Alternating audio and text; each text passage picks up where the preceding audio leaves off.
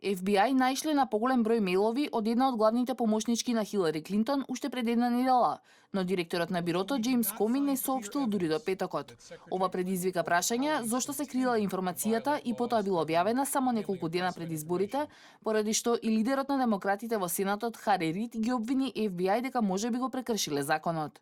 Во меѓувреме, Департментот за правда доби налог за претрес на компјутер за кој се верува дека се одржи нови мејлови на помошничката на Клинтон Хама Абедин. Бил запленет заедно со повеќе компјутери на почетокот на месецов и се испитува во врска со одвоени обвиненија против Антони Винер, незиниот сопруг со кого е разделена дека наводно му пишувал непристојни пораки на малолетно девојче.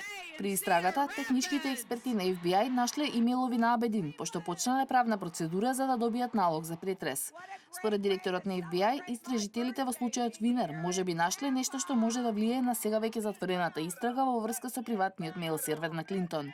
Наводно станува збор за 650.000 мејлови што треба да се пребараат, што значи дека е малку веројатно истражителите да дадат мислење пред денот на изборите.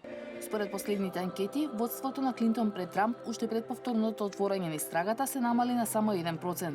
Таа рече за одлуката на Коми да го брифира Конгресот дека е без преседан и многу вознемирувачка, но Трамп ја поздрави одлуката на FBI и го обвини Департментот за правда дека ја штител Клинтон во наместен систем, убедувајќи ги FBI да ја држат работата во тајност.